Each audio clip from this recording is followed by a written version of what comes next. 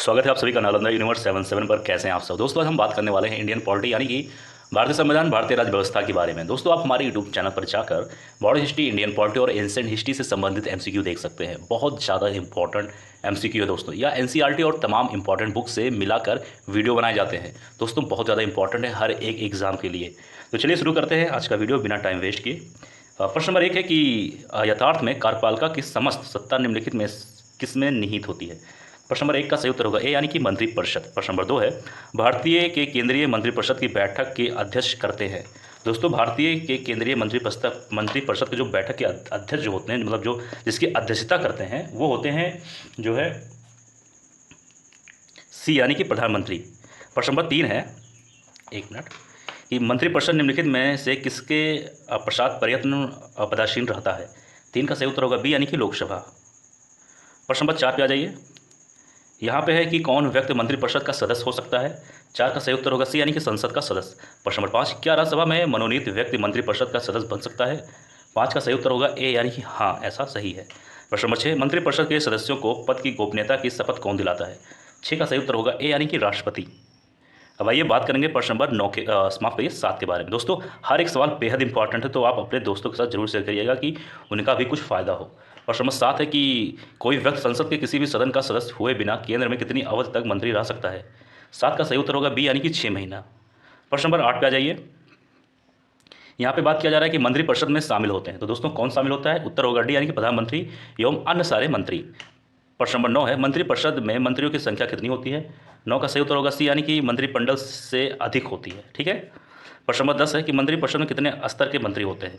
10 का सही उत्तर होगा सी यानी कि 3 स्तर के। ठीक है, जैसे कि मंत्रिपरिषद, मंत्रिमंडल है, ऐसे सबको मिलाकर 3 स्तर के होते हैं। इन सभी के बारे में हम लोग आगे बात करने वाले हैं, लेकिन अभी आप सिर्फ एमसीक्यू पर ध्यान दीजिए। प्रश्न नंबर 11 है कि मंत्रिपरिषद में निम्नलिखित में से कौन शामिल नहीं रहता या नहीं का इस्तेमाल किया गया है? तो 11 का दोस्तों सही उत्तर होगा डी यानी कि संसदीय सचिव। प्रश्न नंबर 12 है, मंत्रिपरिषद में वरीयता की दृष्टि से मंत्रियों का सही क्रम? तो दोस्तों 12 का सही उत्तर होगा ए यानी कि कैबिनेट मंत्री सबसे बड़ा, फिर उससे छोटा राज्य मंत्री, फिर उससे छोटा उप मंत्री।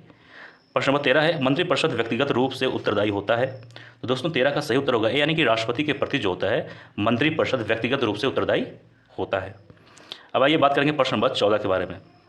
इसमें है कि संघीय मंत्रिपरिषद के मंत्री उत्तरदायी होते हैं। तो प्रश्न नंबर 14 का सही उत्तर होगा डी यानी कि केवल लोकसभा के प्रति। अब आइए बात करेंगे प्रश्न नंबर 15 के बारे में। इसमें है कि भारत में किसी भी सदन का सदस्य हुए बिना कोई व्यक्ति कब तक मंत्री पद पर आसीन रह सकता है? 15 का सही उत्तर होगा बी यानी कि 6 माह तक। फिर उसके बाद में उसको किसी ना किसी सभा का सदस्य बनना ही पड़ेगा, चाहे लोकसभा या फिर राज्यसभा, 6 महीने के अंदर। प्रश्न नंबर 16 है कि भारत में वह मंत्री जो संसद के दोनों में से किसी सदन का सदस्य नहीं है, उसे मंत्री के पद से मुक्त हो जाना पड़ता है। 16 का सही उत्तर होगा ए यानी कि 6 माह बाद, अगर नहीं हुआ तो बाहर, अगर हो गया तो अच्छी बात है। प्रश्न नंबर 17 पर आ जाइए। भारतीय संविधान में निम्नलिखित प्रावधानों में से कौन सा प्रावधान मंत्रिपरिषद की नियुक्ति तथा पदच्युत को विवेचित करता है? तो 17 का सही उत्तर होगा डी यानी कि अनुच्छेद 75। प्रश्न नंबर 18 है कि भारतीय संविधान के अनुच्छेद 74 और 75 किन विषयों पर विचार करते हैं? 18 का सही उत्तर होगा ए यानी कि मंत्रिपरिषद पर। प्रश्न नंबर 19 से आप सभी के सामने, संघीय मंत्रिपरिषद अपने आचरण के लिए किसके प्रति उत्तरदायी होता है? 19 का सही उत्तर होगा बी यानी कि लोकसभा के प्रति उत्तरदायी होता है। अब हम बात करेंगे प्रश्न नंबर 20 के बारे में। मंत्रिपरिषद है तो दोस्तों क्या है? मंत्रिपरिषद का सही उत्तर होगा सी यानी कि कैबिनेट से बड़ा निकाय। जो कैबिनेट से बड़ा निकाय होता है उसे मंत्रिपरिषद कहेंगे। ठीक है। अब प्रश्न नंबर 21 है कि भारत में मंत्रिपरिषद के अधिकतर सदस्य लिए जाते हैं। तो 21 का सही उत्तर होगा ए यानी कि लोकसभा से ही लिए जाते हैं, ज़्यादातर, मतलब मैक्सिमम। प्रश्न नंबर 22 है कि मंत्रिमंडल का गठन कौन करता है? 22 का सही उत्तर होगा बी यानी कि सिर्फ केंद्रीय मंत्रीगण। प्रश्न नंबर 23 है कि केंद्र सरकार में राज्य मंत्री की क्या स्थिति है? 23 का सही उत्तर होगा डी यानी कि वह केंद्र सरकार का ऐसा मंत्री होता है जो कि मंत्रिमंडल का सदस्य नहीं होता। प्रश्न नंबर 24 है कि स्वतंत्रता के पश्चात मंत्रिपरिषद के खिलाफ पहला अविश्वास प्रस्ताव कब लाया गया था?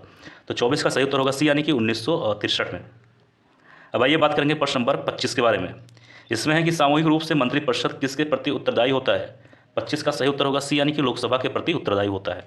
प्रश्न नंबर 26 है कि यथार्थ मंत्रिपरिषद तक यहाँ पर तक 2 बार इसको काट दो। मंत्रिपरिषद तक पद पर बना रहेगा जब तक कि उसे यहाँ पर खाली स्थान भरना है। तो 26 का सही उत्तर होगा डी यानी कि उसे लोकसभा का विश्वास प्रस्ताव हो। सही बात है भाई, आसान सवाल है। अगर अविश्वास प्रस्ताव पास हो गया, उन्होंने अपने आप को सही साबित नहीं कर पाया, तो भाई बाहर। प्रश्न नंबर 27 है कि मंत्रिपरिषद के वित्तीय कार्यों में शामिल है। तो दोस्तों प्रश्न नंबर 27 का सही उत्तर होगा ए यानी कि बजट तैयार कर संसद में पेश करना। अब आइए बात करेंगे प्रश्न नंबर 28 के बारे में। इसमें है कि यदि कोई मंत्री राज्यसभा का सदस्य है तो क्या वह लोकसभा में अपना वक्तव्य दे सकता है। 28 का सही उत्तर होगा ए यानी कि हाँ, ऐसा कर सकता है।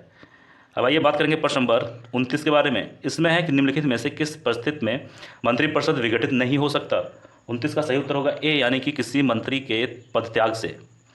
दोस्तों बात करेंगे प्रश्न नंबर 30 के बारे में। इसमें है मंत्रिपरिषद से पद त्याग करने के लिए मंत्री किसे अपना पद त्याग संबोधित करता है। 30 का सही उत्तर होगा ए यानी कि राष्ट्रपति।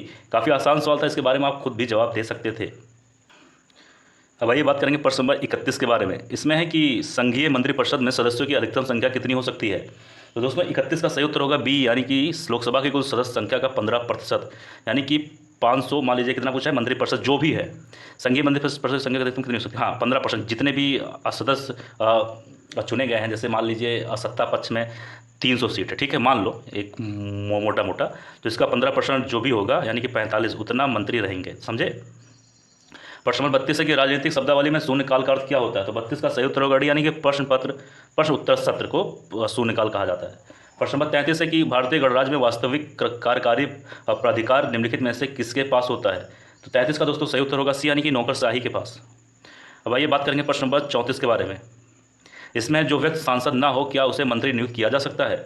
34 का एक मिनट थोड़ा सा आई थिंक थोड़ा गलती हो गया, एक मिनट जाइए। हम लोगों ने बात किया 32 का सही उत्तर होगा डी और 33 का सही उत्तर होगा डी, यानी कि भारतीय गणराज्य में वास्तविक कार्यकारी जो है कार्यकारी प्राधिकारी निम्नलिखित में से किसके पास होता है। तो इसका उत्तर मैंने गलती से आप सभी को सी बताया, लेकिन सी नहीं होगा, डी होगा, ठीक है। प्रश्न नंबर 34 है जो व्यक्ति सांसद ना हो क्या उसे मंत्री नियुक्त किया जा सकता है। तो 34 का सही उत्तर होगा डी यानी कि हाँ, पर उसे 6 महीने के अंदर भीतर, मतलब अंदर या भीतर कह सकते हैं, संसद सदस्य बनना होगा। इसके बारे में हम लोग बात कर चुके हैं इसी वीडियो में। प्रश्न नंबर 35 है आप सभी के सामने कि भारत के संविधान अनुच्छेद 75(3) के अनुसार मंत्रिपरिषद निम्नलिखित में से किसके प्रति सामूहिक रूप से जिम्मेदार होता है। 35 का सही उत्तर होगा सी यानी कि लोकसभा। आसान सवाल था ये, इसके बारे में भी हम बात कर चुके हैं। अब बात करेंगे प्रश्न नंबर 36 के बारे में। संसदीय तंत्र में निम्नलिखित में से वास्तविक कार्यपालिका कौन है। 36 का सही उत्तर होगा बी यानी कि मंत्रिपरिषद। प्रश्न नंबर 37 है कि मंत्रिपरिषद किस सिद्धांत पर कार्य करती है। 37 का सही उत्तर होगा सी यानी कि उपयुक्त दोनों, यानी कि निजी उत्तरदायित्व सिद्धांत पर भी और सामूहिक उत्तरदायित्व सिद्धांत पर भी। प्रश्न नंबर 38 है कि स्वतंत्र भारत की प्रथम मंत्रिपरिषद में प्रधानमंत्री सहित कुल कितने सदस्य थे। तो दोस्तों 38 का सही उत्तर होगा सी यानी कि 36 सदस्य। और दोस्तों बात करेंगे प्रश्न नंबर 39 के बारे में। इसमें है कि स्वतंत्र भारत की प्रथम मंत्रिपरिषद में शामिल एकमात्र महिला मंत्री कौन थी। 39 का सही उत्तर होगा डी यानी कि राजकुमारी अमृत कौर जी। प्रश्न नंबर 40 है कि स्वतंत्र भारत के प्रथम मंत्रिमंडल में केंद्रीय शिक्षा मंत्री कौन थे। 40 का सही उत्तर होगा सी यानी कि मौलाना अब्दुल कलाम आज़ाद जी। प्रश्न नंबर 41 है आप सभी के सामने, स्वतंत्र भारत के प्रथम प्रतिरक्षा मंत्री कौन थे। 41 का सही उत्तर होगा बी यानी कि सरदार बलदेव सिंह जी।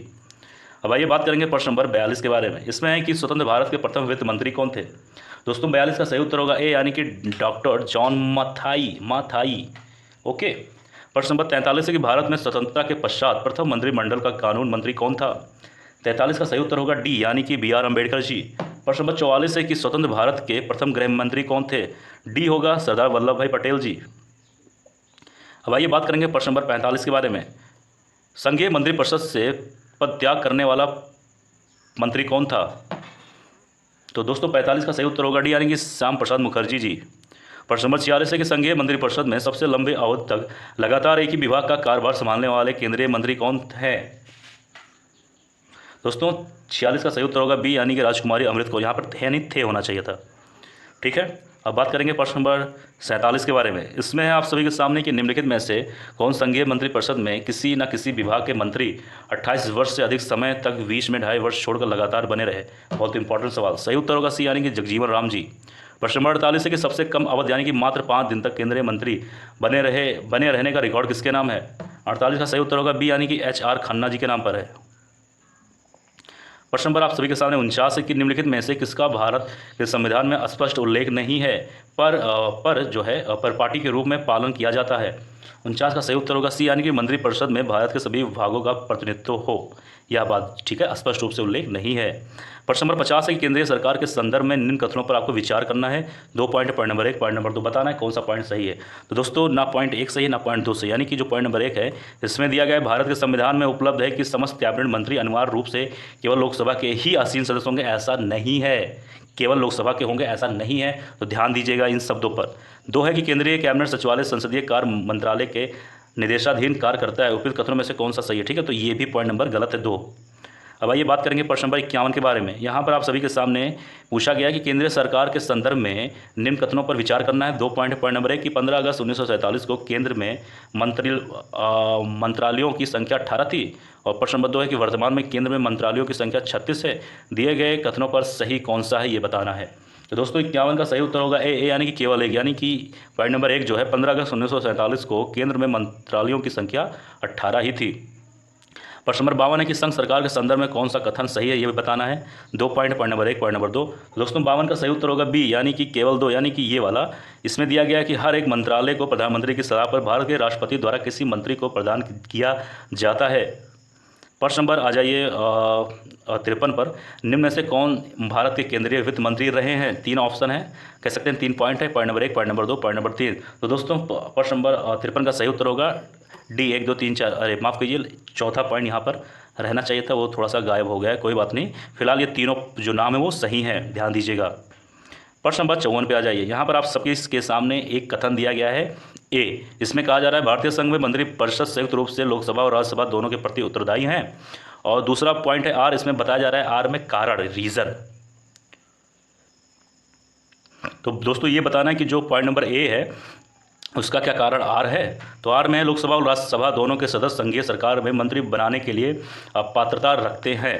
तो दोस्तों 54 का सही उत्तर होगा डी, यानी कि ए गलत है परंतु ए सही है, यानी कि जो ए में बात किया जा रहा है वो एकदम गलत है, लेकिन जो आर में बात किया जा रहा है, जो एक कह सकते हैं कि कारण दिया गया, जो सकते हैं कि आर का जो पॉइंट है, जो एक लाइन लिखा हुआ है, लोकसभा राज्यसभा दोनों के सदस्य संघीय सरकार में मंत्री बनाने के लिए पात्रता रखते हैं, तो बात सही है भाई, तो ये बात सही है, लेकिन ए वाला जो पॉइंट है गलत है। प्रश्न नंबर 55 है कि निम्नलिखित में से कौन सा एक प्रस्ताव भारत में मंत्रिपरिषद रख सकता है। 55 का सही उत्तर होगा डी, यानी कि विश्वास प्रस्ताव। प्रश्न नंबर 56 पे आ जाइए। इसमें है कि निम्नलिखित में से कौन सा भारत में प्रशासन पर विधायी नियंत्रण का एक साधन नहीं है। 56 का सही उत्तर होगा ए, यानी कि सदन का विघटन। दोस्तों बात करेंगे प्रश्न नंबर 57 के बारे में। मंत्रिपरिषद सामूहिक रूप से उत्तरदायी होता है। 57 का सही उत्तर होगा बी, यानी कि 1, 2, 3, यानी कि पहला सही है लोकसभा के प्रति, और दूसरा है एक संवैधानिक बाध्यता के अंतर्गत, तीसरा अनुच्छेद 75(3) के अनुसार। इसमें क्या पूछा गया है, मंत्रिपरिषद सामूहिक रूप से उत्तरदायी होता है, तो इसका उत्तर होगा बी, यानी कि पहला सही है, दूसरा सही है, तीसरा सही है, लेकिन चौथा गलत है। अब आइए बात करेंगे प्रश्न नंबर 58 के बारे में। इसमें है कि यथार्थ मंत्रिपरिषद तक पद पर बना रहेगा जब तक उससे विश्वास प्रस्ताव हो, यानी कि जब तक उसे डी, यानी कि लोकसभा में विश्वास प्रस्ताव हो। प्रश्न नंबर 59 मंत्रिपरिषद के वित्तीय कार्यों में शामिल है। दोस्तों 59 का सही उत्तर होगा यानी कि बजट तैयार कर संसद में पेश करना। अब आइए बात करेंगे इस वीडियो का अंतिम सवाल, यानी कि सवाल नंबर 60 के बारे में। यदि कोई मंत्री राज्यसभा का सदस्य है तो क्या वह लोकसभा में अपना वक्तव्य दे सकता है। 60 का सही उत्तर होगा ए, यानी कि हाँ ऐसा है, हो सकता है, दे सकता है। तो दोस्तों यह था आज का वीडियो। मुझे उम्मीद है आप सभी को यह वीडियो बहुत पसंद आया होगा। दोस्तों इस यूट्यूब चैनल को सब्सक्राइब करिए, अपने दोस्तों के साथ यह वीडियो जरूर शेयर करिएगा। मिलते हैं किसी और वीडियो में। आप स्वस्थ रहें, अच्छे रहें। जय हिंद, जय भारत।